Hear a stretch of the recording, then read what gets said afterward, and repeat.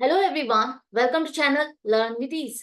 आज का टॉपिक है financial statements of a company, जिसमें हम सॉल्व करेंगे question number 12 chapter 1 TS Grewal की बुक से, क्लास 12 अकाउंट्स।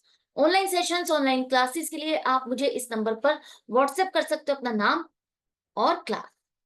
अगर आप डी के गोयल बुक के सॉल्यूशंस भी ढूंढ रहे हो तो इसी चैनल की प्लेलिस्ट को क्लिक करो, आपको न्यू एडिशन के सॉल्यूशंस अपलोडेड मिलेंगे।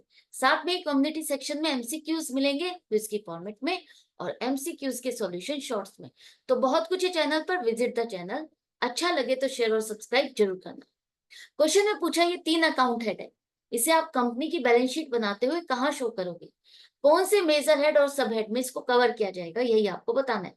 तो फर्स्ट है debentures with maturity period in current financial year. Debentures क्या है आपका? एक लाइबिलिटी है जहां पर आप पब्लिक से पैसा इकट्ठा करते हो लोन के फॉर्म में। इसे हम कहाँ शो करते हैं? नॉन करंट लाइबिलिटीज में लॉन्ग टर्म बोरोइंग्स है ये। लॉन्ग टर्म बोरोइंग्स क्यों? क्योंकि आपने 4-5 साल के लिए लिया, जिसकी रीपेमेंट आप 4-5 साल के बाद करने वाले हो। लेकिन कोई तो एक साल आएगा जहां पर आपको इसकी पेमेंट करनी है, जिस साल ये मैच्योर होगा। जिस साल ये मैच्योर होने वाला है, जिस साल आपको इस लोन की रीपेमेंट करनी है, उस साल में ये डिबेंचर्स क्या बन जाएंगे? आपके करंट लाइबिलिटी। जिस साल में लॉन्ग टर्म बोरोइंग्स आपके मैच्योर होंगे, पेबल हो जाएंगे, वो आपके लॉन्ग टर्म बोरोइंग से हटके, वहां से हटके करंट लाइबिलिटीज में आ जाएगा। और करंट लाइबिलिटीज में आपका अदर करंट लाइबिलिटीज में आप इसको कवर करोगे। ना तो शॉर्ट टर्म बोरोइंग्स में आएगा, ना ही शॉर्ट टर्म प्रोविजंस और ट्रेड पेबल्स में तो आएगा ही नहीं। तो अदर करंट लाइबिलिटीज इसका जो सब हेड है, इसमें आप इसको कवर करोगे जिस साल ये मैच्योर होने वाले हैं, जिस साल आपको इसकी पेमेंट करनी है। करेक्ट। नेक्स्ट है सिक्योरिटीज प्रीमियम। सिक्योरिटीज प्रीमियम क्या है? जो आप शेयर इशू करते हो और वो फेस वैल्यू से ज्यादा पे करते हो। मतलब फेस वैल्यू अगर 10 रुपए है, आपने उस पर 2 रुपए और प्रीमियम लेकर के उसको इशू किया, तो जो 2 रुपए आप कलेक्ट कर रहे हो शेयर होल्डर से, वो सिक्योरिटीज प्रीमियम में डाला जाता है। शेयर कैपिटल का हिस्सा नहीं होता वो सिक्योरिटीज प्रीमियम अलग अकाउंट खुलता है, उसमें डाला जाता है। और सिक्योरिटीज प्रीमियम आपका हिस्सा है रिजर्व एंड सरप्लस का।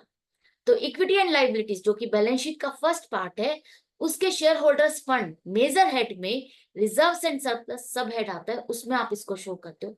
रिजर्व एंड सरप्लस की डिटेल आप नोट्स टू अकाउंट में देते हो, जहां पर आप सारे रिजर्व, प्रीमियम रिजर्व या जो भी आपके हैं, जितने भी रिजर्व सरप्लस, वो सब कुछ आप इसमें कवर करते हो, सारी ग्रुपिंग यहाँ पर दिखाते हो। ये भी समझ में आ गया। नेक्स्ट है प्रोविडेंट फंड। नाम से ही पता चल रहा है सैलरी से रिलेटेड है। सैलरी से रिलेटेड है, एम्प्लॉय से रिलेटेड है, उनके रिटायरमेंट के टाइम पर आप इसको पे करोगे। तो लॉन्ग टर्म हो गया, टाइम पीरियड क्या हो गया? एक तरह से लॉन्ग टर्म है। सैलरी और एम्प्लॉय से रिलेटेड है, पेमेंट करनी है आपको, तो लाइबिलिटी हो गया। करेक्ट है। Liability, long term liability. Long term liability मतलब नॉन करेंट लाइबिलिटी हो गया। फर्स्ट थिंग हमारी हमने जज कर ली, major head non current liability में आएगा। और ये एक तरह से वो लाइबिलिटी है जो कि आपको एग्जैक्टली पता नहीं है। आपने एक फंड बनाया है, प्रोविजन बनाया, तो वो प्रोविजन लॉन्ग टर्म के लिए कहां पर आ जाएंगे? लॉन्ग टर्म प्रोविजंस में। तो non current liabilities major head के sub head long term provisions में आप इसको कवर करोगे। तो ये 3 अकाउंट हेड पूछे गए थे। आई होप आपको अच्छे से समझ में आ गया है। तो इसी तरह से मेरे साथ कनेक्टेड रहो। आपको लर्न करने की जरूरत नहीं है, रटने की जरूरत नहीं है। इस तरह से अगर आप उसका मीनिंग समझ जाओगे, उसका नेचर समझ जाओगे, तो आप अपने आप उसको क्लासीफाई कर पाओगे कि कहाँ आपको इसको शो करना है। और वैसे भी ये आगे के चैप्टर्स में बहुत हेल्पफुल होने वाला है, मैं बार बार कह रही हूँ, इसलिए ये वीडियोस मैं आपके लिए स्पेशली बना रही हूँ।